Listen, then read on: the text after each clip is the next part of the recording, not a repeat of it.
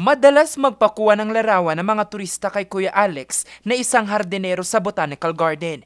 Iba naman raw ang sayang hatid nito para sa kanya. Napaka-special, lalo na yung mga matatanda na couples. Tapos sasabihin nila, ang tagal na nilang magkasama. Tapos matagal na hindi sila nagpipicture na, lalo pag pinagharap mo sila, wow, ang ganda ng feeling nila. Pero nang makumpirma ang unang MPACS sa lungsod, nag-iingat na ito. May mas sana magmamas, ganyan. Pero maganda dito at open ang air. At least hindi siya masyadong ganon.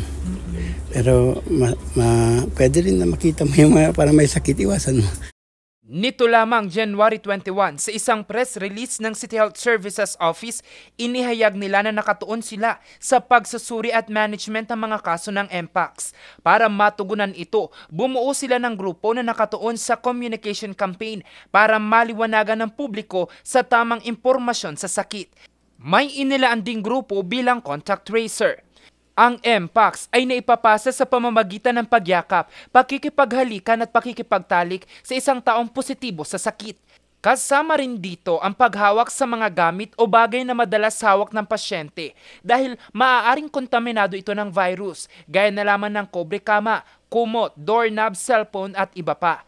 Nagpaalala rin ang Health Department, partikular na sa mga tourism establishment, na magkaroon ng mas mahigpit na sanitation procedure para maiwasan ang hawaan. Like MPACS, no? Still, with close contact, ibig lang sabihin, you talk closely with people whom you do not know, no? With any infectious diseases for that matter. If you're not feeling well, talagang you just have to use the facial mask. But if you do not know, then just keep your immune system strong. You eat well, yung nutrition niyo po, water intake, importante po yan. And that whatever you feel, always seek consult in your nearest, at your nearest health center. Sa mga nagtatrabaho naman sa food industry gaya ng mga delivery riders at waiters, dapat raw na ugaliin ang paghuhugas ng kamay. Handa naman raw ang ahensya sa pagpapanumbalik ng mga isolation facilities kung lumalaman ang sitwasyon. Importante lang that the contacts have to be very cooperative on this so that we will not be getting, a lot of these cases. So, sa kabila nito, nauna nang inihayag ni Baguio City Mayor Benjamin Magalong na hindi magkakaroon ng lockdown. We're going to pursue pa rin yung contact tracing para at least malaman talaga natin kung sino pa yung mga ibang mga contacts nitong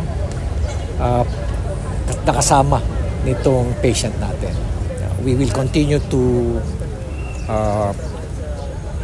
advocate for yung health practices natin, health and sanitation practices natin, particularly yung ginawa natin during the COVID-19 pandemic.